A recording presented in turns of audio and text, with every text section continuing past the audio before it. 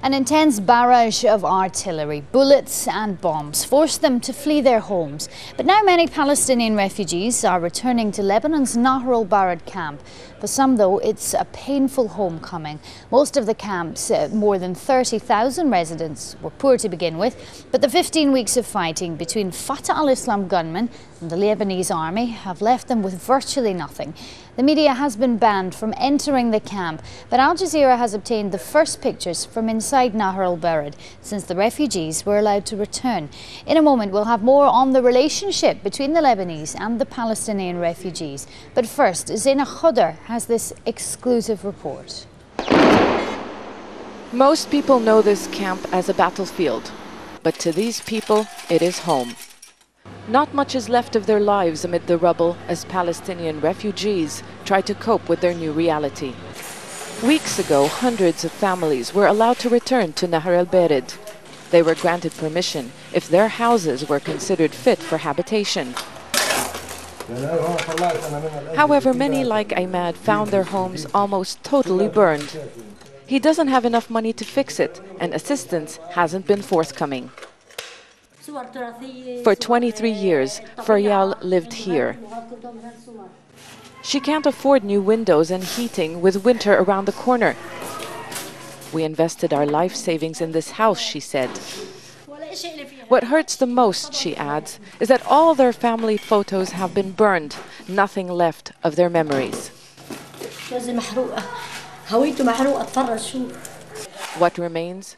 Traces of the fierce battles that raged in this camp for 15 weeks between the Lebanese army and Fatah al-Islam fighters. The infrastructure is ruined. There is no water network, no electricity, and what makes matters worse is the lack of sanitation. This is one of the few health clinics. It is supposed to provide care to thousands. But doctors say it is a question of time before existing medical problems become worse. Some aid agencies are helping, but the refugees say it just doesn't meet even their basic needs. Children have been helping their parents clean up the houses, while others try to make money. These young boys burn electrical wires to collect copper, which they hope to sell. Ziad, like thousands of others, lost his shop and is trying to find ways to earn a living. The camp used to have a bustling marketplace. Security is very tight around the camp. Palestinian refugees need special permits from the Lebanese army to leave and enter, and they're only allowed to take in what they need. And for the refugees, many times over, the flag is the only remaining symbol of their identity. Zeina Khodr, Aljazeera, Nahr al-Bared. Well, as Zeina mentioned there, the camp was the scene of a 15-week battle between the Lebanese army and Fatah al-Islam. Now, the majority of Nahr al-Bared's 30,000-strong Palestinian refugee population were forced to flee the camp at the onset of the fighting last May. At least 400 people died during that fighting, including 168 Lebanese soldiers.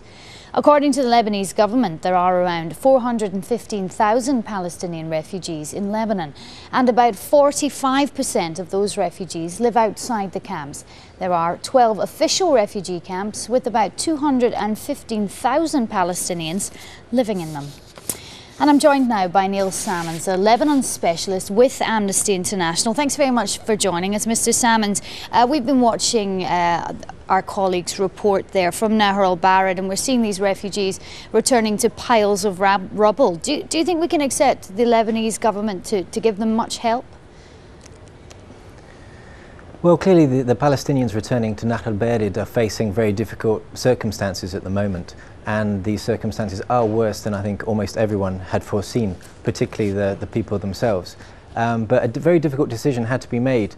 Those Palestinians displaced did want to return, and I think it was understood by most parties that they would suffer to some extent as they got back. But yes, clearly the Lebanese authorities need to do the best that they can to provide good living conditions for the people returned, and the international community at the same time needs to be helping the Lebanese authorities and UNRWA to do so.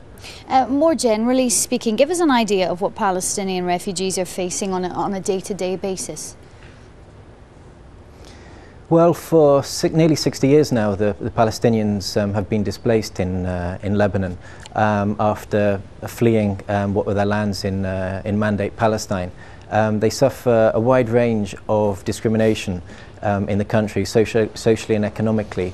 Something like 20 jobs are completely banned to them. Another 50 jobs were only recently allowed, but they still have a lot of difficulties in accessing those jobs legally. They also have, clearly, as you mentioned, nearly half of them live in refugee camps. Another number live in unofficial camps where they have even worse housing facilities, much worse infrastructure, and several thousand are non-ID Palestinians. They don't actually have registration with the Lebanese authorities or with UNRWA, the UN body looking after their services there, and these have an even worse precarious condition. Now, the Lebanese government, and you mentioned this too, say that the Palestinian refugees are, of course, not only their responsibility, but also that of the international community. Do you think the international community is paying enough attention to this issue? Sadly, no, is the short answer. First and foremost, for 60 years, Israel and the international community have not done enough to address their primary right, which is the right to return. Secondly, since being in the country, as mentioned, the discrimination and the social and economic hardships faced by the Palestinians is much worse than the Lebanese authorities should afford them under international law. But of course, the international community should be funding the UN and giving technical and financial assistance to Lebanese authorities to help the Palestinians live in dignity in exile. Thanks very much for joining us. Neil Salmons there, a Lebanon specialist with Amnesty International.